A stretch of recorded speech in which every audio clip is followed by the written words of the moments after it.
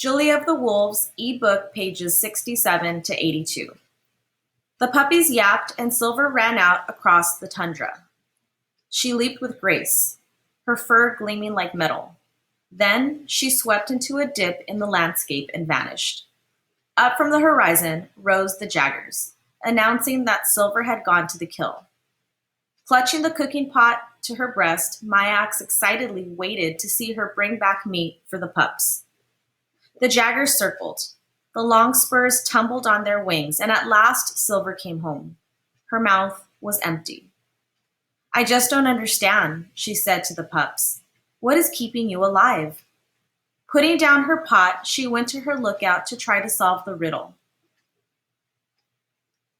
Silver came up the long slope, gave the grunt whine that summoned the pups, and Capu ran to meet her. She pulled back her lips in a smile and nosed him affectionately. Then Capu stuck his nose in the corner of her mouth. Silver arched her back, her neck rippled, and she choked up a big mound of meat. Capu set upon it with a snarl. "So that's it," said Myax. "The meat's in the belly basket. Now, what do I do?" Capu let Sister share the meal with him, but not Zing, Zat, and Zit, as Myax had dubbed the three tawny pups who had little personality as yet. Zing rushed over to the resting Silver and cuddled up against her. He rammed his nose against her teats and taking one in his mouth, ravenously nursed. Silver tolerated this for a moment, then growled. He did not let go, and she snapped at him. He pulled away, but when she stretched out, he dove back into her belly fur again. With a loud bark, she rolled into her stomach and cut off her milk from him.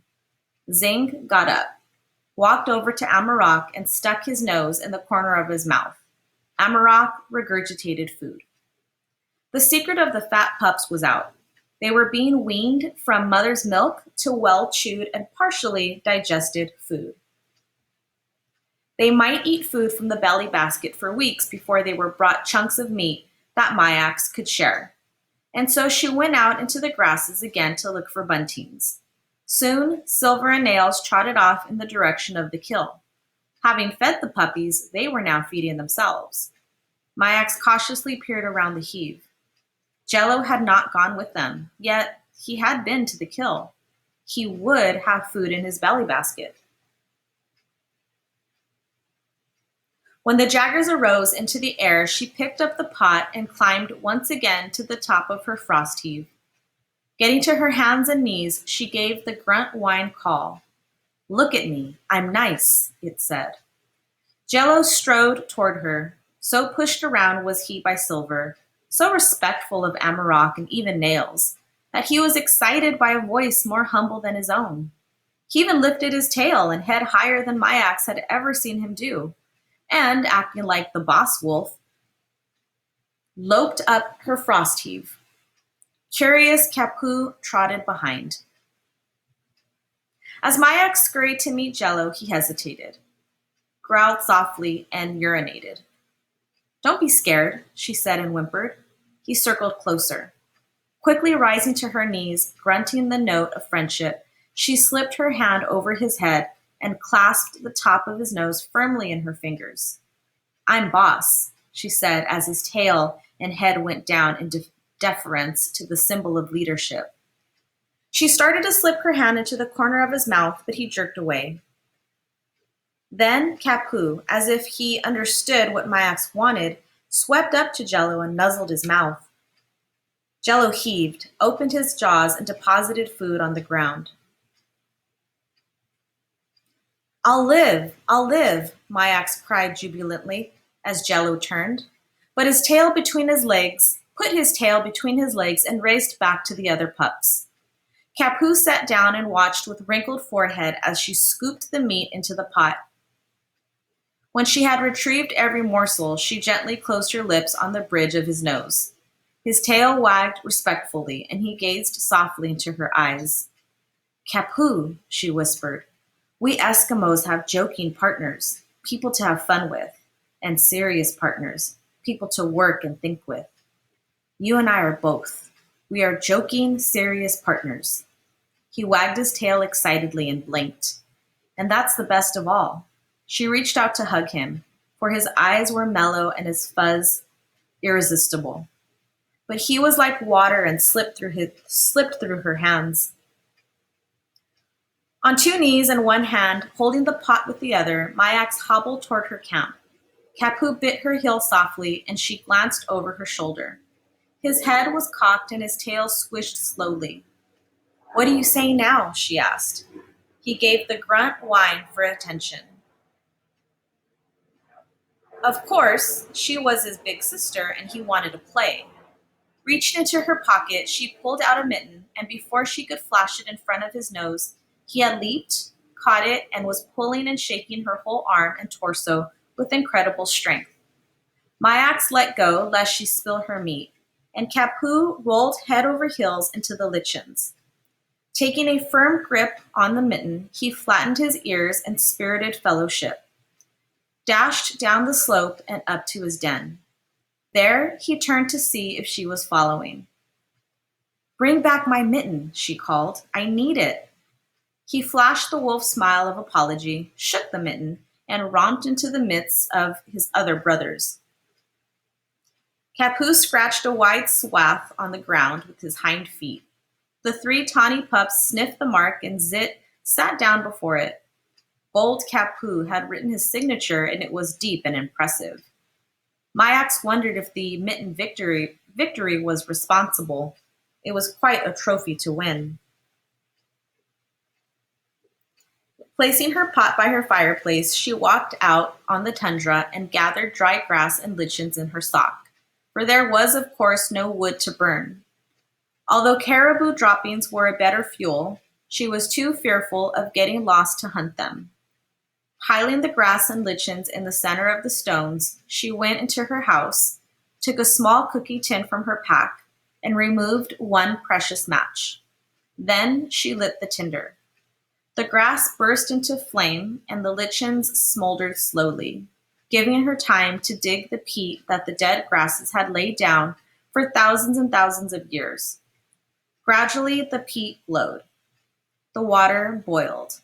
And an hour later, Myax had a pot of caribou stew. "At last," she said. On it floated great chunks of golden grease, more delicious than the butter from the Gusak store. She put a savory bite in her mouth, sucked the juices, then chewed a long time before she swallowed. She must not eat too fast or too much. Capuchin had said that an old lady rescued from the snow after weeks of starvation so stuffed herself that she died the next day. Munching another bite, she went out to the grass clump to check on buntings, and a long time later returned to eat 2 more chunks of caribou. The rest, though she longed for it, she stored inside her house. Then she patted her stomach and told it to wait. For the first time in days, she could think of something other than food. Her mind turned to the problem of which direction was north and in which direction lay the town of Point Hope. The dips and heaves of the tundra spread out all around her and still looked the same in every direction. "Oh ho," she said aloud. "More lichens grow on one side of the frost heaves than on the other." She pondered this as well as the oblong shape of her pond, which was caused by the flow of the ice as it moved with the wind.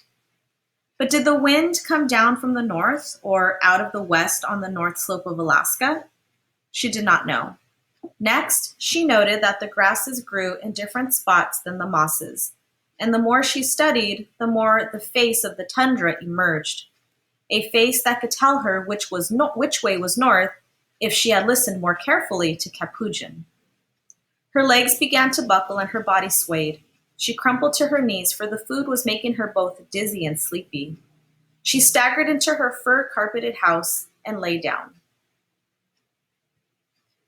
Myax's eyelids fluttered. The black lashes parted, then framed her wide eyes like ferns around a pool. She had eaten, slept for many hours, and the dull, tired feeling of starvation was gone. She felt bright and very much alive. Rolling to her stomach, she propped herself on her elbows and reached into her pot to eat. She ate a lot. The food in the pot lowered drastically. When but 2 meals remained, she made up her mind to tell Amarok she wanted a whole shank of caribou. Wolves did not bring food to their dens. Capuchin had seen them walk long miles in spring, with legs and ribs for the mothers who stayed in the ground with their pups for almost 10 days after birth. Well, she had no puppies to induce Amarok to feed her, so she pondered again. Capuchin had once told her of a wolf who was wounded by the hoofs of a caribou. He limped to a rock cave and lay down to recover. Every night his leader trotted over the snow, bringing him meat until he was well and could rejoin the pack. Myax did not want to suffer a wound, but it seemed to her that in order to be fed by wolves, one had to be helpless. If that's the case, she said to herself, I should be buried in food. I'm helpless enough. I cannot fell a caribou or catch a bird, and I'm lost, besides. She thrust her head out the door. Amarok, I'm helpless, she cried.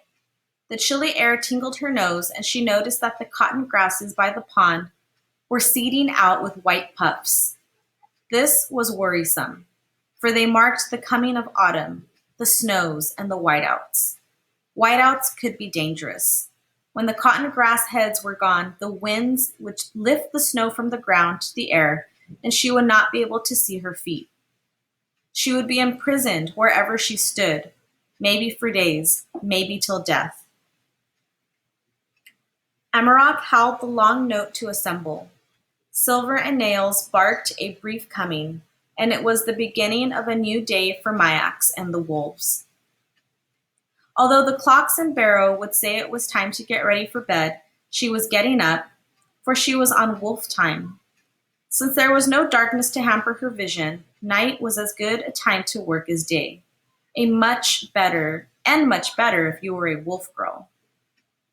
Rehearsing whimpers and groveling positions as she climbed to her lookout, she got ready to tell Amarok how helpless she was in his own language. He was awake, lying on his side, watching Sister's paw twitch as she slept. He got up and licked the restless sleeper as if to say, all's well. The paw relaxed. Myax whimpered and twisted her head appealingly. Amarok shot her a glance and wagged his tail as if she had said hello, not I'm helpless. Suddenly his head lifted, his ears went up, and Amarok sniffed the wind. Myax sniffed the wind and smelled nothing, although Amarok was on his feet now, electric with the airborne message. He snapped his hunters to attention and led them down the slope and off across the tundra. Jello stayed home with the pups. The pack moved in single file almost to the horizon, then swerved and came back. Shading her eyes, Myax finally saw what the wind had told Amarok. A herd of caribou was passing through. She held her breath as the hunter sped toward a large buck. The animal opened his stride and gracefully gained ground. He could so easily outrun the wolves that Amarok let him go and trotted toward another. This one too outdistanced the pack, and Amarok swerved and tested another. Just as Myax was wondering how the wolves ever caught anything, Amarok put on full speed and bore down on a third. This animal could not outrun him, and when Amarok attacked, he turned and struck with his powerful hoofs. Like a bouncing ball, the leader sprang away. Nails and Silver fanned out to either side of the beast, then veered and closed in. The caribou bellowed, pressed back his ears, zigzagged over a frost heave, and disappeared from sight. They're chasing the weakest, Myax said in astonishment. It's just like Capuchin said, wolves take the old and sick. She looked from the empty tundra to the busy den site. Capu was staring at her, his eyes narrowed, his ears thrown forward aggressively. Now why are you so hostile? She asked, then looked at her feet and legs. Eli, Eli. She dropped to all fours and smiled apologetically. Aye, Capu, you've never seen a man in all your life. What is it that tells you to beware? Some spirit of your ancestors that still dwells in your body? She gave the grunt whine, and Capu pressed down his ears, snatched up a bone, and brought it over to her. She grabbed it. He tugged, she pulled, he growled, she giggled. And Jello called Capu home. He cocked an ear, rolled his eyes, and ignored the babysitter. "You're naughty," she said, and covered a grin with her hand. "Martha would scold me for that." Capu dropped the bone. She leaned down, picked it up in her teeth, and tried to run on all fours. She had barely begun to move away when Capu leaped on her back and took her bare neck in his teeth. She started to scream, checked herself, and, closing her eyes, waited for the teeth to pierce her skin. They did not even bruise. So controlled was this grip that said, "Drop the bone." She let it go, and in one swish, Capu leaped to the ground and snatched it. As she stared after him, something struck her boot, and she looked around to see Zit, Zat, and Sister at her heels. Zing charged up the knoll, hit her arm with great force, and knocked her to the ground. She growled, flashed her teeth, and narrowed her eyes. Capu dropped the bone and lay down. Zing backed up, and for a moment, not a puppy moved. Phew, she smiled. That did it. Too late, she remembered that such a smile was an apology, a sort of I didn't mean it. And before she could growl, all 5 little wolves jumped on her again. "Stop!" She was angry. They sensed it and backed away. "Shoo, go!"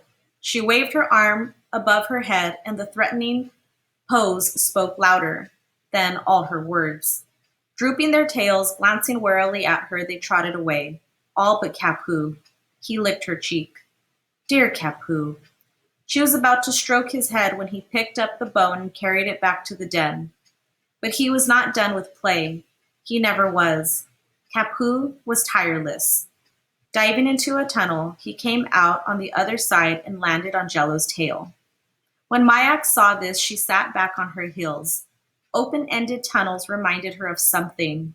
In the spring, wolf packs stay at a nursery den where the pups are born deep in the earth at the end of long tunnels. When the pups are about 6 weeks old and big enough to walk and run, the leaders move the entire group to a summer den.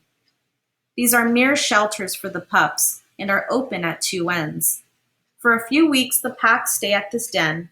Then they leave and take up the nomadic winter life of the wolf.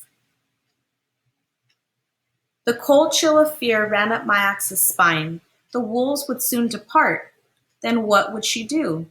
She could not follow them. They often ran 50 miles in a night and slept in different spots each day. Her hands trembled and she pressed them together to make them stop, for Capuchin had taught her that fear can so cripple a person that he cannot think or act. Already she was too scared to crawl. Change your ways when fear ceases, he had said, for it usually means you are doing something wrong.